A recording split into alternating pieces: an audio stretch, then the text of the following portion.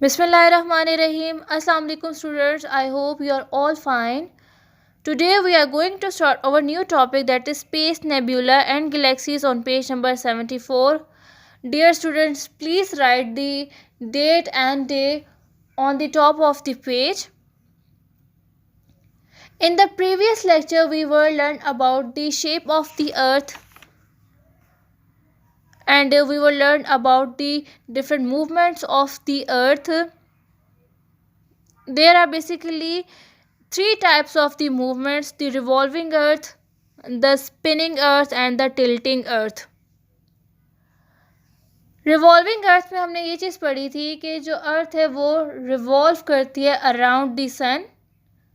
अर्थ हो, ये बाकी जो प्लैनेट्स होते हैं, उन्होंने एक ऑर्बिट बनाया हुआ होता है, इसको हम ऑर्बिट कहते हैं। जो आप सर्कल्स से देख रहे हैं ये एक ऑर्बिट है। ऑर्बिट बेसिकली एक जर्नी होता है जो कि प्लैनेट्स जो हैं बनाते हैं अराउंड दी सन और उसके इर्द गिर्द रिवॉल्व करते हैं।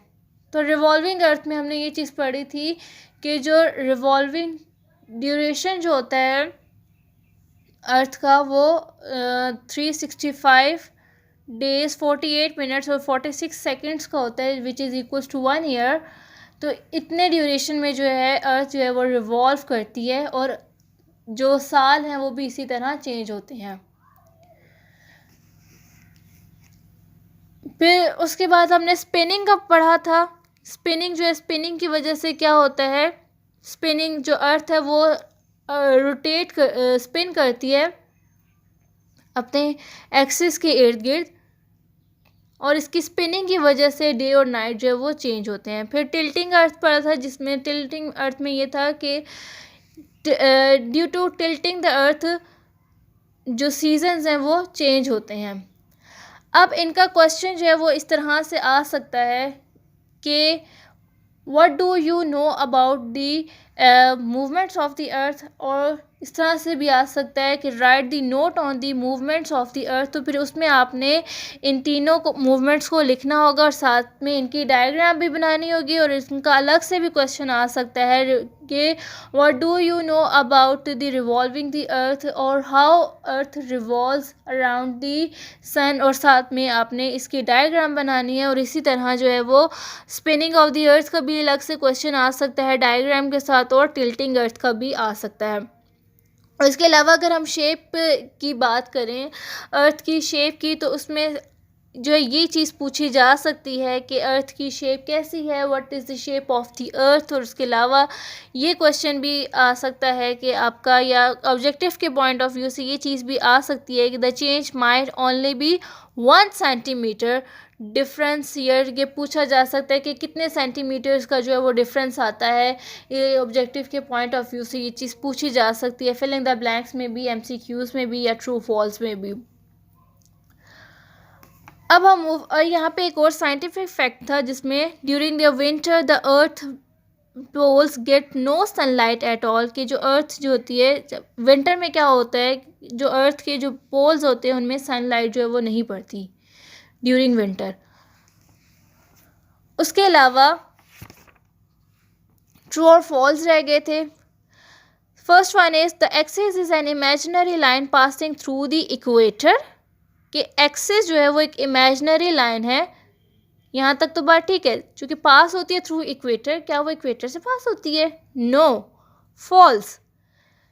The axis is an imaginary line that passes through the north and south pole. Equator की जगह नॉर्थ एंड साउथ पोल आएगा, तो ये फॉल्स है। सेकेंड है, we get our seasons because of the way the earth tilts. कि हम जो अपने सीजन जो है वो हासिल करते हैं, जो 4 मौसम है हम उनको एक्सपीरियंस करते हैं just because of the tilting of the earth. तो इसका आंसर जो है वो ट्रू है, क्योंकि अर्थ की टिल्टिंग की वजह से, जब अर्थ टिल्ट करती है उसकी वजह से जो है डिफरेंट जो सीजन्स हैं वो चेंज होते हैं। थर्ड वन है, during their summer the earth's pole get no sunlight at all. के समर में, यानी कि जब गर्मियाँ होती हैं, मौसम गर्मा में क्या होता है, अर्थ पोल जो है उसको कोई सनलाइट नहीं मिलती। That is false. बिकॉज क्योंकि जब समर होता है तो तब तो जो है सूरज की जो गर्माइश होती है वो तो ज़्यादा होती है। That is false. तो यहाँ पे जो है ड्यूरिंग देयर समर नहीं आएगा, यहाँ पे आएगा ड्यूरिंग देयर विंटर।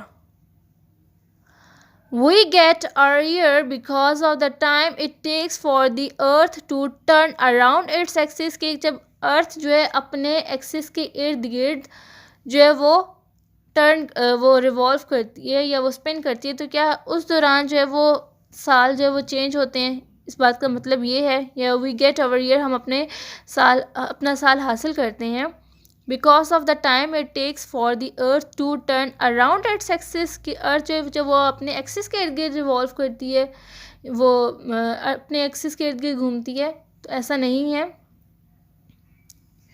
अर्थ जो है वो रिवॉल्व करती है अराउंड द सन, तो तब जाके एक पूरा ईयर कंप्लीट होता है। सो ये ट्रू फॉल्स थे। और अब हम नया जो है वो नया टॉपिक स्टार्ट करते हैं, जिसमें स्पेस, नेबुला एंड गैलेक्सीज के बारे में पढ़ेंगे। First one is the what is space. Space क्या है, आप इसको अंडरलाइन करें कि space is the area in which planets, stars, moons and other bodies exist. Space क्या चीज़ होती है? स्पेस वो एरिया है जहाँ पे प्लैनेट्स, स्टार्स, मून्स और जो जितनी भी बाकी बॉडीज़ होती हैं, ग्लेशियल बॉडीज़ जो हैं वो एग्जिस्ट करती हैं, उसको स्पेस कहा जाता है। यानी कि एक स्पेस के अंदर प्लैनेट्स भी होते हैं, स्टार्स भी होते हैं, मून्स भी होते हैं और बाकी दूसरी जो है ग्लेशियल बॉडीज़ भी पाई जाती हैं। तो ये डेफिनेशन होगी स्पेस की। Space is everywhere. स्पेस जो है हर जगह मौजूद है except within the atmosphere of these bodies, सिवाय उन जगहों के जहाँ पे ये बॉडीज़ प्रेजेंट होती है, लाइक प्लैनेट, स्टार्स, मून्स या दूसरी ग्लेशियल बॉडीज़ जहाँ पे प्रेजेंट होती है। उनके अलावा जो बाकी स्पेस है, बाकी जो जगह बच जाती है, उसको हम स्पेस कहते हैं। ठीक है। You may have here that space is a vacuum. आपने सुना होगा शायद कि स्पेस जो है वो एक वैक्यूम है। वैक्यूम कहते हैं किसी भी एम्प्टी प्लेस को, एम्प्टी यानी कि एक खाली सी जगह है। अब कि स्पेस जो है वो एक खाली जगह है, यह वैक्यूम है। अब वैक्यूम क्या चीज़ होती है? What is vacuum? यहाँ पे क्वेश्चन वैक्यूम का भी आ सकता है कि व्हाट इज़ वैक्यूम। तो वैक्यूम क्या होता है, आप इसको अंडरलाइन कर लें। A vacuum is an area that contains no matter. कि वैक्यूम जो है वो एरिया है जिसमें कोई भी मैटर मौजूद नहीं होता, किसी भी टाइप का मैटर मौजूद नहीं होता। Either it is form of gas, solid और लिक्विड। वैक्यूम जो होती है वो जगह होती है जहाँ पे कोई भी मैटर एग्जिस्ट नहीं करता। In fact there is matter throughout the space कहते हैं। लेकिन हकीकत में क्या होता है कि कोई ना कोई मैटर जो वो स्पेस में मौजूद होता है। There are gases and dust in space. Gases और डस्ट पाई जाती है स्पेस में, but there is far less matter. लेकिन यहाँ पे बहुत कम मैटर होता है। That is found on planets and star, जो कि सिर्फ और सिर्फ प्लैनेट्स और स्टार्स में पाया जाता है। तो that is all about the space. The space is area in which planet, stars, moons and other bodies exist. ये इसकी डेफिनेशन होगी। और इसके अलावा वैक्यूम की अगर बात करें तो वैक्यूम जो होता है that is an area that contains no matter.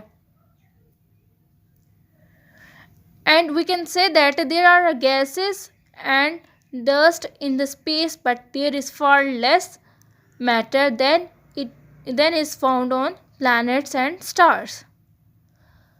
Now we have nebula. Nebula, plural nebulae, is a cloud of gas and just has exist in space. Nebula अगर जो है वो सिंगुलर फॉर्म में उसको बोला जाए तो दैट इज़ नेब्यूला, और अगर प्लूरल यानी कि दो या दो से ज़्यादा हों तो वो नेब्यूलाए होगा। ठीक है।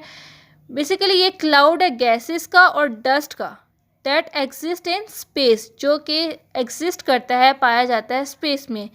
अगर नेब्यूला की डेफिनेशन पूछी जाए तो what is nebula? A nebula is a cloud of gas and dust that exist in space. Nebula जो है वो क्लाउड है, बेसिकली एक बादल है गैसेस का और डस्ट का, जो कि स्पेस में पाया जाता है। Most of the nebula contain a lots of hydrogen gas in them. बहुत सारे जो नेब्यूला होते हैं उनके अंदर हाइड्रोजन गैस पाई जाती है। Some nebula are remains of the stars that have exploded and died. कुछ नेबुला जो है उसके अंदर स्टार्स जो कि जो डाई डाउन कर जाते हैं वो प्रेजेंट होते हैं, ठीक है। And others are the stars in the process of being formed. और कुछ ऐसे स्टार्स भी नेबुला के अंदर पाए जाते हैं कि जो भी स्टार्स बन रहे होते हैं, जो अभी इन प्रोसेसिंग होते हैं, ठीक है। यानी कि नेबुला जो है बेसिकली एक क्लाउड है डस्ट का और गैसेस का, ठीक है। इसके अंदर जो है हाइड्रोजन गैस पाई जाती है और इसके अलावा नेबुला के अंदर जो स्टार्स जो जिनकी डेथ हो जाती है और वो स्टार जो भी बन रहे होते हैं ये एग्जिस्ट करते हैं। It is hard to see nebulae from the earth. Nebula को जो है देखना बहुत ही मुश्किल है अर्थ से, because they don't give out light. Because जो नेबुलाए होते हैं वो लाइट नहीं देते, इनकी अपनी लाइट नहीं होती। They have no light, they have no their own light. So that's why जो है नेबुला है उनको हम नहीं देख सकते अर्थ से। However they can sometime be seen because of the light from the near by star. और ये जो लेकिन इसको हम जो देख सकते हैं, इसको हम कभी कभी देख सकते हैं अगर तो इसके करीब में कोई स्टार मौजूद हो तो उसकी लाइट की वजह से हम इसको देख सकते हैं, बट वैसे इसको देखना जो है बहुत मुश्किल है।